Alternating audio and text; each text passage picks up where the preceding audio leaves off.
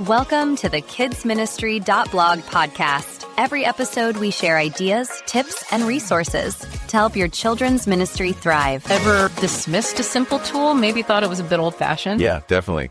Only to find out later it actually holds some, surprising power. Exactly.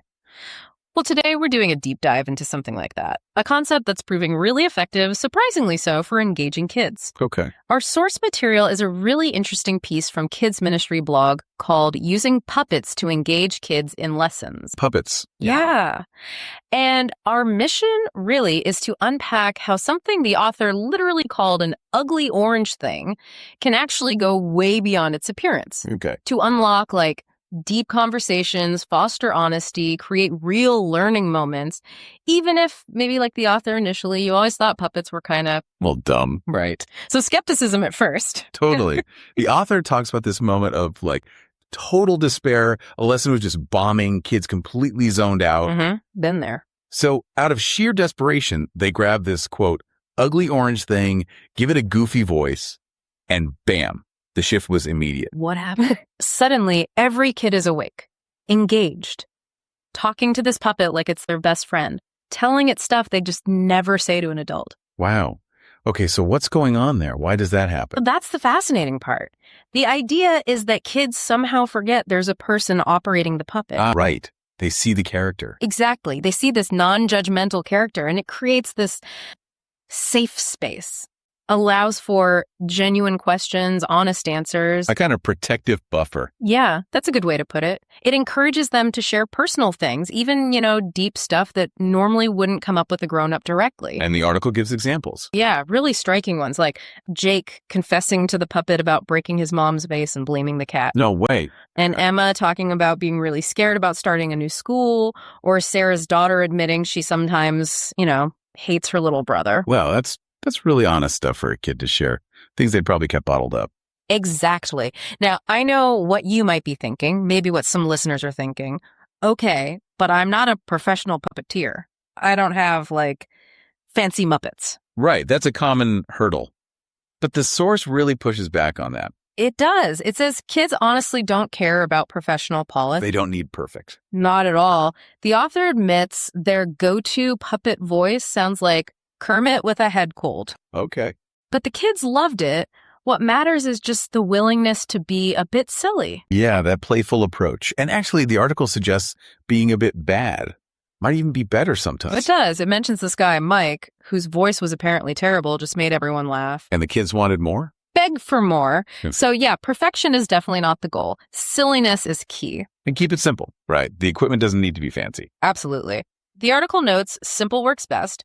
The author's main puppet was basically a sock with some hair glued on. A sock puppet, classic. And dollar store puppets worked great too. Well, it makes sense. Simple puppets can spark imagination more, maybe.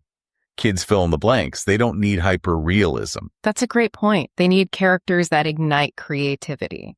Okay, so this next idea from the source I found really intriguing. Yeah, what's that? How can a puppet that actually makes mistakes be more effective than one that gets everything right, like a perfect teacher puppet? That's a good question. Yeah. Sounds counterintuitive, doesn't it? It does. But the source talks about the power of letting the puppet be confused, letting it mess up. Okay, how so?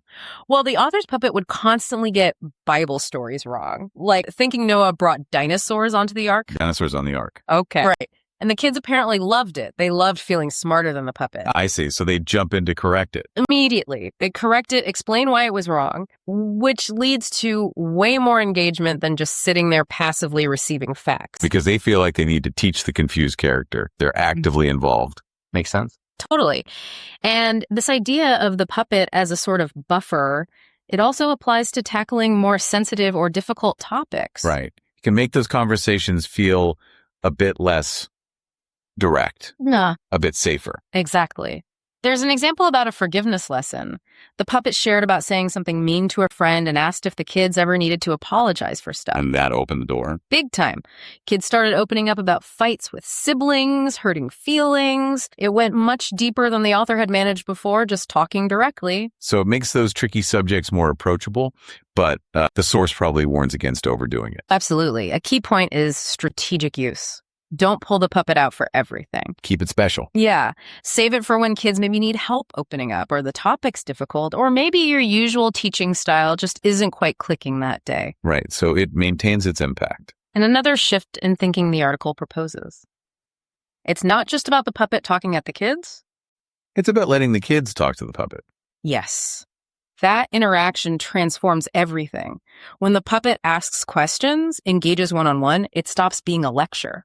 It becomes more like a bridge, a two-way thing. Exactly. Like the story about Tommy, who was struggling to understand why Jesus died. The puppet didn't preach. It asked Tommy what he thought. And they work through it together. Yeah, in a way that apparently resonated much more than any adult explanation had before. That's powerful. Yeah. And it sounds like you also need to be okay with things getting a bit messy. Definitely embrace the chaos. The article mentions a time when Emma brought her own stuffed animal to talk to the puppet. A puppet conversation. It turned into this whole thing. They ended up learning about friendship and community, even though that wasn't the planned lesson at all. It happened organically. So letting go of rigid plans sometimes allows for deeper connection. Precisely.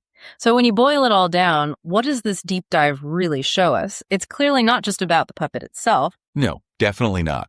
I think the real point that comes through from the source is that puppets are this incredibly effective way to create a safe space. A safe space. Where kids feel comfortable enough to be really honest, to ask the questions they're afraid might sound silly, to just drop their guard in ways they often don't with adults. And that's where the real learning happens. Exactly. When they're engaged, opening up, wrestling with big ideas, that's the goal. Yeah. Puppets are just a surprisingly effective tool to help get them there. So thinking beyond puppets then, what unexpected tools, what unconventional approaches might you discover? Things that could create that same kind of safe, engaging space for deeper learning or open communication, or maybe even just a moment of connection in whatever you're...